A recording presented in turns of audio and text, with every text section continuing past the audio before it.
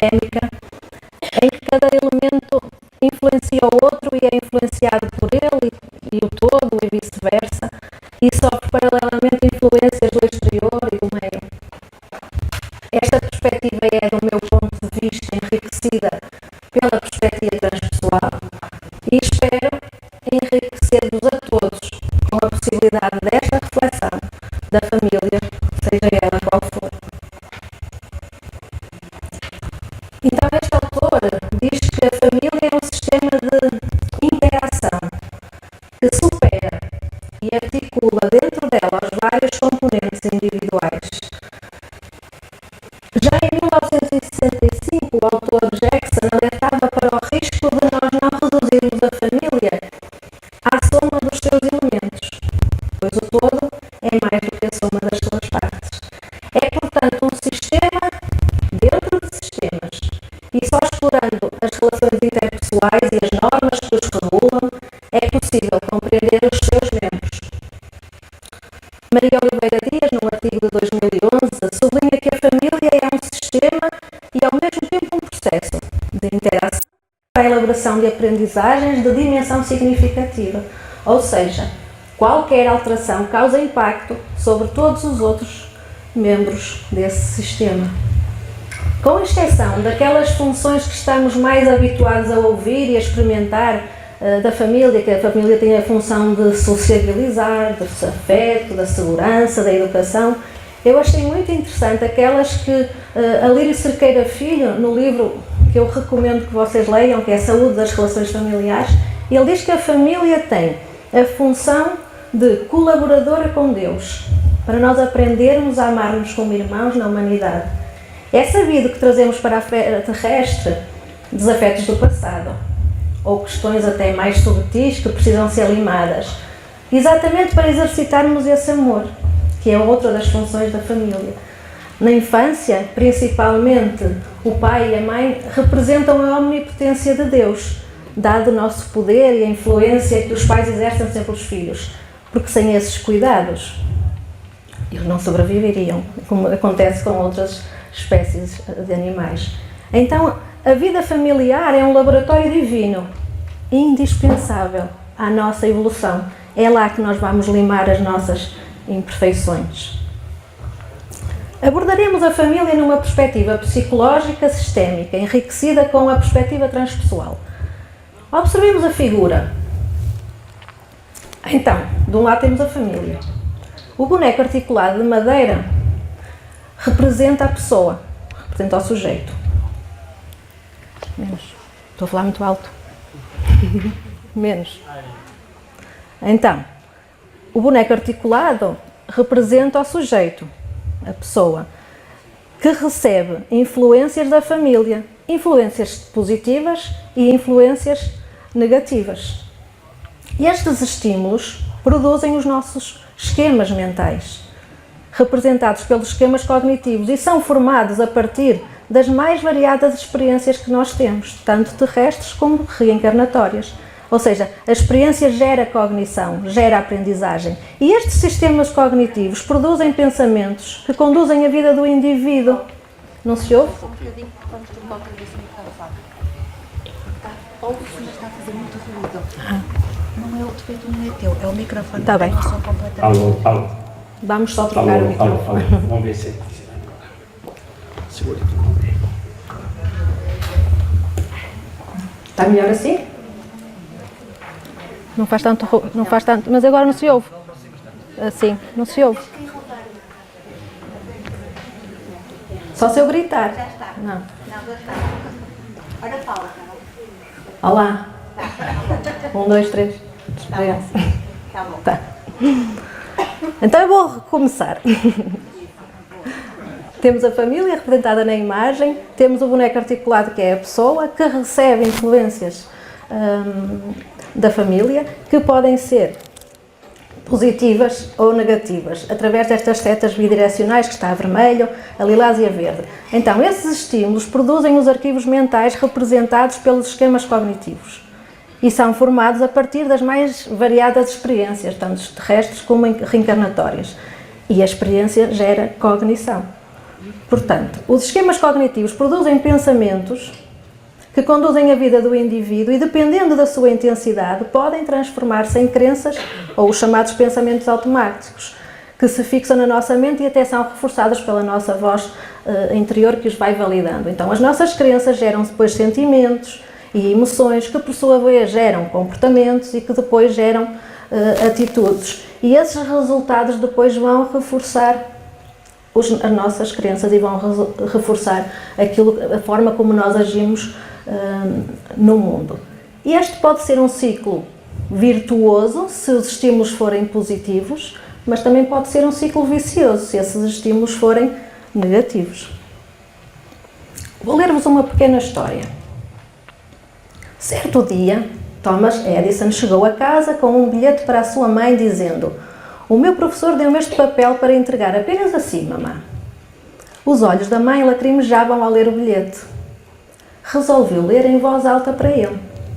E dizia assim: "Seu filho é um gênio. Esta escola é muito pequena para ele e não tem professores ao seu nível. Por favor, ensine você mesma." Muitos anos depois, Thomas Edison tornou-se um dos maiores gênios do século, tendo inventado a lâmpada. Após a morte da sua mãe, enquanto remexia numas gavetas, viu um papel dobrado num canto. Para sua surpresa, era aquele bilhete que o professor lhe tinha enviado. Porém, o conteúdo era diferente do que ela lhe tinha lido anos atrás. Dizia assim: "O seu filho é confuso e tem problemas mentais. Não vamos deixá-lo vir mais à escola." Edison chorou durante horas. Acabou por escrever no seu diário: "Thomas Edison era uma criança confusa, mas graças a uma mãe heroína e dedicada, tornou-se o gênio do século." Portanto, isto para transmitir a ideia do quanto é poderoso aquilo que nos dizem e se torna a nossa voz interior, a nossa intuição, os nossos pensamentos que estão na base dos nossos comportamentos, dos nossos pensamentos, dos nossos sentimentos e que compõem de uma forma mais estruturada o nosso sistema de crenças. Aquilo em que acreditamos, aquilo que nos baseamos para perceber o mundo, para tomar decisões. Agora eu pergunto: que seria de Thomas Edison se a mãe lhe tivesse lido o bilhete original?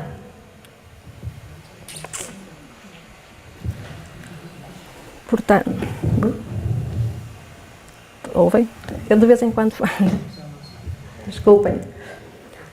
O conhecimento que as observações de Ferreira, já em 1963, adquiriu no seu atendimento clínico, levaram-no a concluir que o mito familiar é um sistema de crenças que diz respeito aos membros de uma família, seus papéis e suas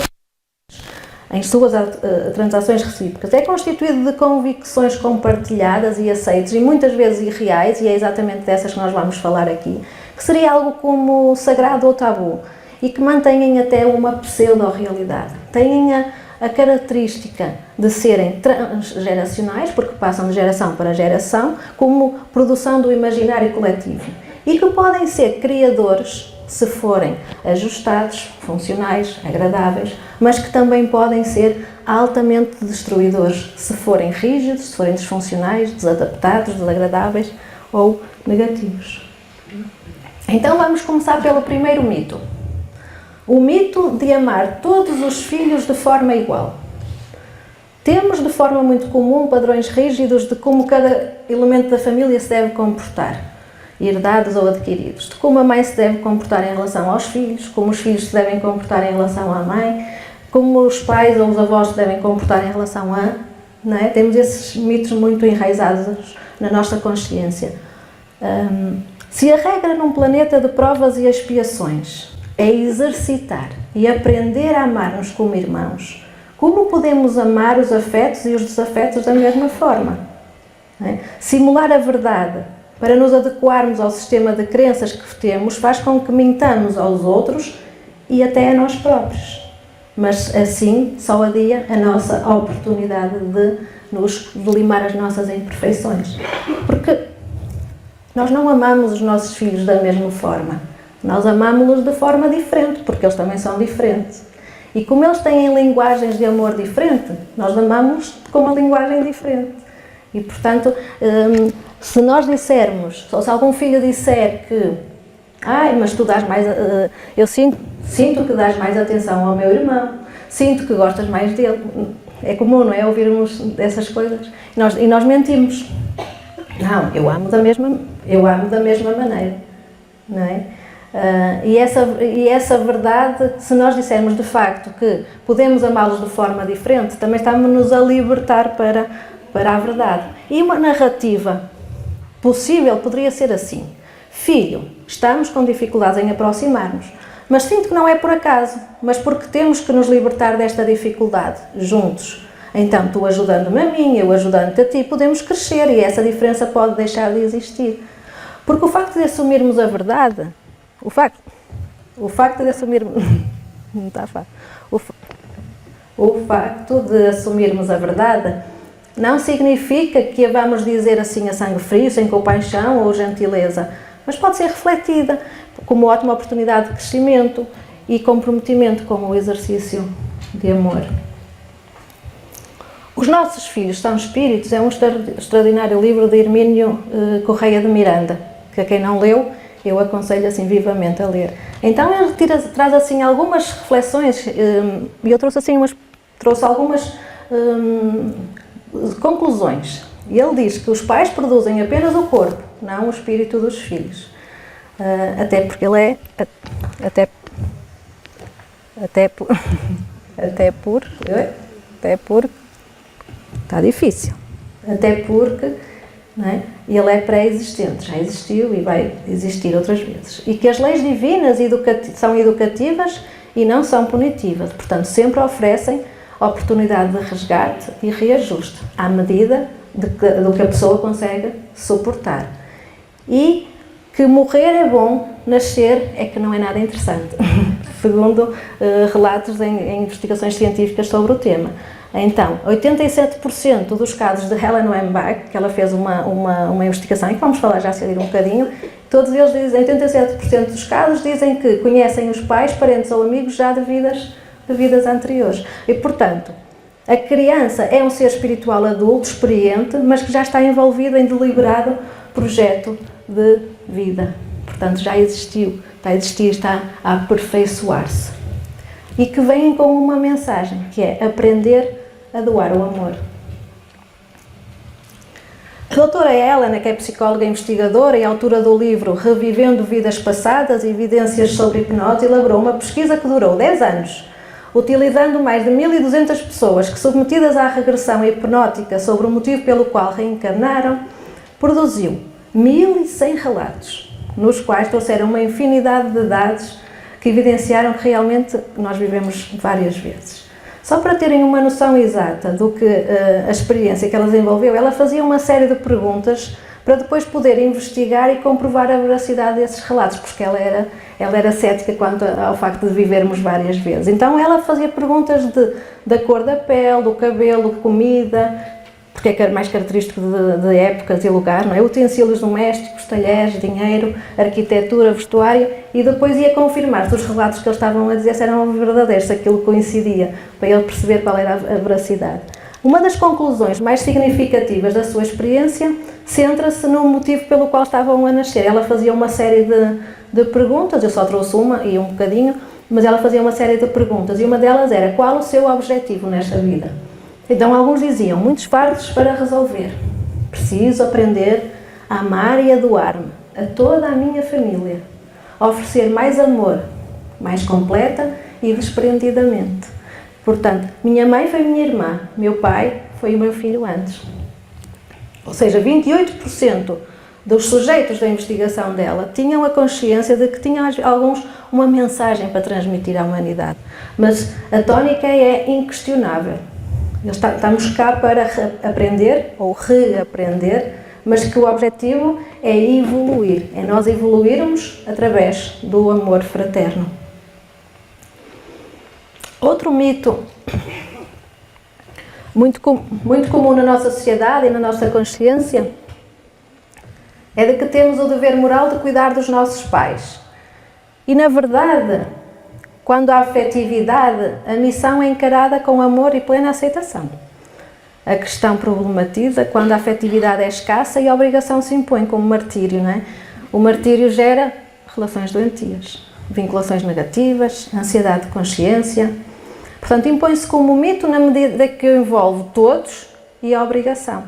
Porque somos convidados pela vida a desenvolver o amor, exercitando a renúncia a uma família feliz, praticando a autoconsciência. Porquê é que eu tenho esta família? Que ensinamentos é que esta família me quer dar? E se eu tiver a consciência de que é a família ideal para eu crescer, então eu estou na família certa. Sim? Então uma narrativa possível podia ser: estou consciente de que algum motivo existe para esta relação desafiadora com a minha mãe ou pai, por exemplo, e posso fazer a minha parte para que essa relação, apesar da limitação, seja saudável. Apesar da infelicidade plantada no passado, é possível ter a felicidade da consciência tranquila. Outro mito é o mito da obrigação de conviver para manter a harmonia familiar. Ou seja, de que todos os filhos têm a obrigação de visitar os pais para que a família se mantenha unida. Apesar da intenção estar certa, a obrigação torna inadequado o ato, pois não se desenvolve uma relação saudável por obrigação. Quando a pessoa não se acomoda a esse padrão, então age num movimento de indiferença e isolamento. Quer saber dessa família, não vou nem visitar. Né? Apesar da intenção de afastamento pretender a nossa autopreservação, que me faz mal, porque me torna mais doente, ela gera rompimento dos laços familiares, rompendo a possibilidade de nós exercitarmos o amor para evoluirmos nesta experiência terrestre. Quando a pessoa se acomoda a esse padrão e age num movimento de obrigação, vive uma relação falseada, apesar da intenção positiva de conviver, mesmo que ele faz de conta. Tanto no movimento da indiferença como na da acomodação, estamos só a adiar o compromisso de convivência familiar que necessitamos para a nossa evolução. Portanto, transformar a disfunção através da verdade, mas há uma pergunta importantíssima. É que nós às vezes queremos que a nossa família seja perfeita, mas não fazemos a nossa parte. Então a pergunta é: quero realmente me mudar? Quero fazer parte dessa mudança? Okay? Porque nós sabemos pela teoria geral dos sistemas que se eu mudo, eu influencio o outro a mudar, eu motivo o outro também a mudar. Sim? Então, dentro de uma narrativa possível, poderia ser: dentro das minhas possibilidades de agora, posso esforçar-me para conviver com a família com a qual tenho tanto para aprender.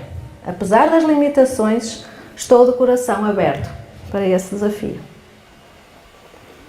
O mito de que para que haja uma relação familiar harmoniosa é preciso aceitar tudo o que os familiares fazem. Ao construir o amor por obrigação, desenvolvemos o pseudo-amor. Forçar a convivência gera martírio. A pessoa que se autoanula, que se autodesrespeita, anula o seu ser e as suas vontades. Pseudo-aceitando uma situação que a martiriza, mas que nada tem a ver com a aceitação. Portanto, assumir a verdade liberta e a manutenção de estruturas familiares doentias escraviza. Portanto, a verdade liberta-nos de modelos equivocados que trazemos por tradição. Pensemos nesta metáfora do presente envenenado para lidar com familiares provocadores, difíceis, violentos, etc. Vamos imaginar que esse familiar violento nos quer oferecer um presente envenenado, como metáfora das suas atitudes violentas. Mas esse presente é-nos oferecido num embrulho muito bonito, com um lacinho muito elegante. Nós percebemos que o presente está alterado. Percebemos que ele é veneno. O que é que normalmente nós fazemos? Sabem a resposta? Normalmente nós aceitamos. Aceitamos e dizemos assim: como pudeste fazer isto comigo, coitadinha de mim, olhem só como fizeram, eu não mereço esta família, e foi-me dar um presente envenenado. Mas se nós não aceitarmos o presente, de quem é que ele continua a ser? De quem nos ofereceu. É como nos CTT, não é? Se nós não recebermos a encomenda, ela volta para o remetente. E, portanto, é igual. Nós é que deixamos, não é, aceitar. Portanto, não podemos mudar ninguém. Não podemos mudar ninguém.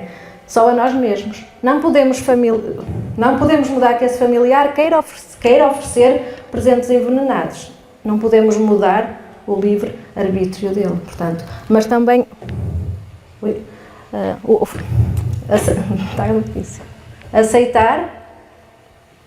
Aceitar o presente põe-nos no papel de vítima e a ele no papel de agressor. E se não aceitarmos, deixamos de estar no papel de vítima e ele também deixa de estar endividado. Portanto, é essa a ideia. Aceitar é conivência com o erro do outro.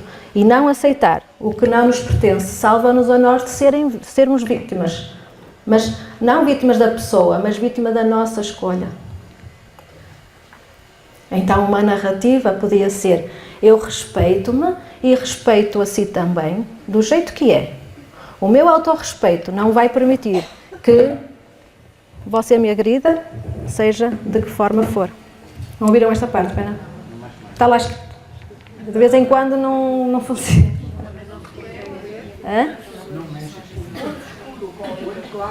Ou seja, o respeito é um ato e um exercício de amor. O que a família não dá é difícil recuperar. Outro mito. Se a vida nos permite a experiência de uma família difícil ou até a ausência dela, o mais sensato é aproveitar essa experiência como grande mestre. A nossa evolução é individual. Esta independência psicológica é um movimento altruísta, no qual devemos entender que não precisamos de ninguém para viver, mas gostamos de viver com as pessoas. O amor que nos damos é suficiente, mas gostamos de o partilhar com os outros e que os outros o partilhem connosco. Portanto, cada experiência de vida, e aqui neste auditório, nesta sala, neste país, neste mundo, neste planeta, não há uma única experiência que se repita. São todas experiências diferentes. Todos. Só temos uma família que temos porque ainda somos imperfeitos. Não é? Todos. Não há aqui ninguém perfeito. É má notícia. E até termos a nossa família saudável e perfeita, ainda vamos errar. E vamos errar muito. Mas na certeza de que o acaso é uma lei sábia. Sim?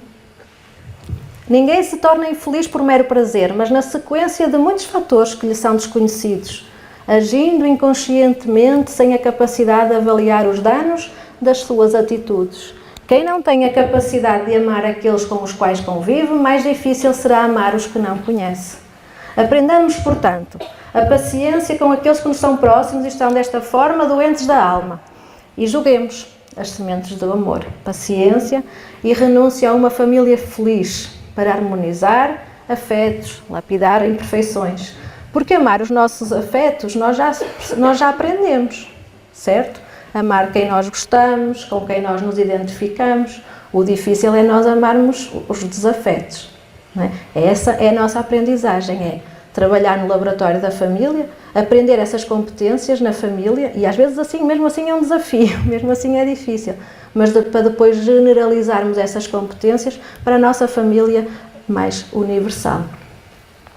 Imaginemos um hipotético naufrágio, onde pessoas dependentes e independentes acabam perdidas numa ilha deserta. Quem é que acham que sobrevive mais facilmente?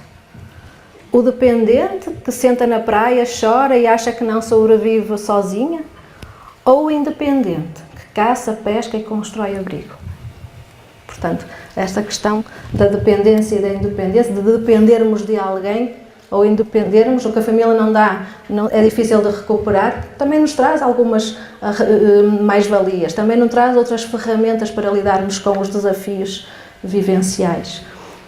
Uma narrativa possível poderia ser: aceito a minha experiência terrena como mais uma etapa da minha evolução, aceito aprender com erros e crescer com a maturidade que eles me proporcionam.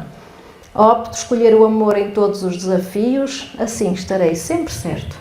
Não é? Porque o amor é a resposta. A verdade liberta e transforma as relações familiares, mais autênticas, mais saudáveis. Certos de que, apesar de dolorosas para o nosso ego, são o caminho da regeneração. Então, como podemos libertar-nos desses mitos? Reconhecer a necessidade de mudar é importante, porque não são só os outros que estão mal, nós também precisamos de mudar. E que não somos perfeitos. Ninguém é. mas procuramos nos aperfeiçoar. As palavras de Jesus são muito claras na questão de definirmos limites. Ele diz assim: seja porém o teu sim, sim e o teu não, não. O que passar disso vem do maligno, jamais usa vingança. Quando precisamos e queremos dizer não e dizemos sim e vice-versa, é maligno, desequilibra, prejudica-nos. Todas as relações precisam de limites. Limites equilibrados, respeitadores do próprio e do outro, onde predomina o poder de realização, transformação da nossa própria vida. A outra pessoa não tem o direito nem o poder de invadir a nossa intimidade. Não é? E é importante também cultivar a paciência, com a consciência de que aquele que hoje se apresenta agressivo no grupo doméstico encontra-se doente da alma, merecendo mais orientação, mais amor e mais paciência. Não é? Porque para os outros nós já temos, não é? Para eles é que não. E cultivar a renúncia, não é? Renunciarmos ao ego para que o nosso si mesmo, a nossa plenitude se desenvolva mais facilmente. Imaginemos uma cerca de jardim que representa os nossos limites, que nós definimos para nos preservarmos, para nos abrigarmos, para nos resguardarmos. E a pessoa trator é que não respeita os nossos limites, seja de que forma for, violência, dominando, impondo, passa por cima da cerca. Agora eu pergunto, quantos tratores nós encontramos na nossa vida? Já encontraram muitos? Quando isso acontece, nós escolhemos várias atitudes. Podemos reagir com agressividade, é que já se viu passar por cima da minha cerca, vou lá e vou passar por cima da cerca dele. E este movimento iguala-nos, não é, em agressividade ou em passividade. Não adianta fazer nada, ele não muda, vai ser sempre assim, já não vale a pena. Portanto, e este movimento de autoanulação é como se abríssemos a cerca para ele entrar com o trator quando ele quiser. Não é? Em muitas famílias esta atitude é tomada como uma ilusão de que estamos a resolver conflitos. Mas o que acontece na verdade é que os estamos a reprimir e a interiorizar. E podemos escolher a assertividade. Portanto, sim, é de facto, essa cerca está aí, que é para ninguém passar por cima da minha cerca. Certo? Explicar isso, impor os nossos limites. E a verdade é que podemos ter que a levantar ou reerguer várias vezes essa cerca, mas o importante é reerguermos e que a pessoa perceba que tem lá esse limite. A família é um sistema que deve ser analisada como um todo, onde cada membro é o que por si mesmo e pelas relações que estabelece com os outros. Nada acontece isoladamente. Qualquer coisa que afeta um dos componentes, afeta todos os outros. Se nós escolhermos a assertividade, a verdade e o amor, estamos ou não estamos a influenciar o outro a escolhê-los também? Ouçamos a parábola do semeador, anotada por Mateus. Eis que o semeador saiu a semear. E quando semeava, uma parte da semente caiu ao pé do caminho. E vieram as aves e comeram-na. A outra parte caiu em pedregais, onde não havia terra bastante. E logo nasceu, porque não tinha terra funda. Mas vindo o sol, queimou-se e secou-se, porque não tinha raiz. Outra caiu entre espinhos, e os espinhos cresceram e sufocaram-na. E a outra caiu em boa terra e deu fruto. Um a 100, outro a 60, outro a 30. Quem tem ouvidos para ouvir, que ouça.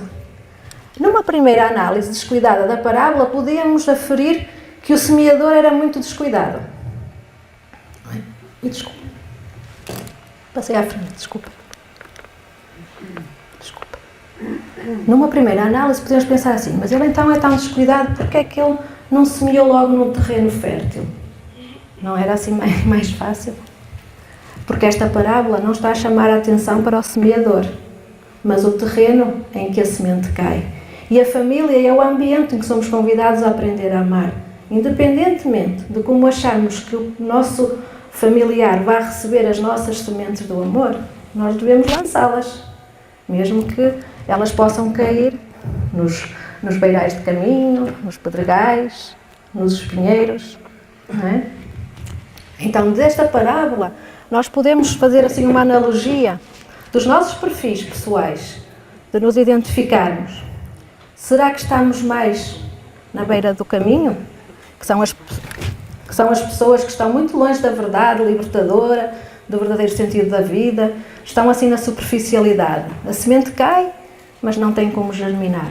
Não são pessoas nem boas, nem más. Ou seremos mais pedregais? As pessoas que se motivam inicialmente com a possibilidade de evoluírem, mas também rapidamente se desmotivam. Reconhecem a verdade, mas não se querem comprometer. Ou espinheiro. A pessoa que está neste perfil, ao receber a semente do amor, sufoca com a rebeldia do desamor, sufocam as verdades e produzem muito sofrimento. Ou estaremos na terra fértil. A pessoa que está neste perfil procura sentido para a própria vida. 30, 60 ou 100, que simboliza o nível de despertar, em que encontra o nível em que se usam a verdade para transformar as nossas vidas. Portanto, a convivência familiar vai ser uma semeadura de amor, onde cada um vai semear aquilo que puder, porque as sementes são eternas. Pode não fazer sentido hoje, mas elas ficam lá sempre, prontas para poder germinar. E nós podemos ser semeadores ou colhedores.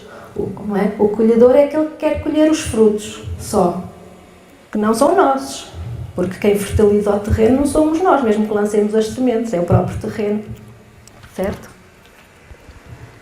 Então, por que importa o amor? O amor fertiliza o nosso coração para sermos semeadores do amor. Temos em nosso poder várias sementes de luz e energias de amor, nunca se perdem. A oração, a orientação, a visualização positiva, para que gravitem na pessoa a quem queremos doar esse amor. Principalmente àqueles que estão mais doentes da alma. E esses precisam ainda mais de nós reforçarmos os nossos desafetos, que nós temos assim uma vinculação mais negativa, e esses ainda precisam mais das nossas orações. Façamos a nossa parte e confiemos na providência divina, que é uma crença, mas esta sim, refletida, sentida e vivenciada. E quando não souber o que fazer, opte pelo amor. E ele é a resposta a todas as perguntas. Ele cobre uma multidão de pecados. Então, para terminar, a pergunta impõe-se: por que é que a família importa? A família que cada um tem, seja ela qual for, é integrada no nosso projeto de cada um para promover o nosso crescimento espiritual, o nosso crescimento moral, através da aquisição de recursos, de amadurecimento que as experiências reparadoras nos vão proporcionar. É um laboratório vivencial que lapida as nossas imperfeições através do exercício do amor, da harmonização dos afetos. Então, o objetivo maior é encontrar a plenitude no exercício deste amor em família, preparar-nos para a fraternidade generalizada, ou seja, generalizar esse exercício de amor à nossa família universal, através deste sublime laboratório que é a vida em que nascemos e que vamos nascendo. Obrigada pela vossa atenção.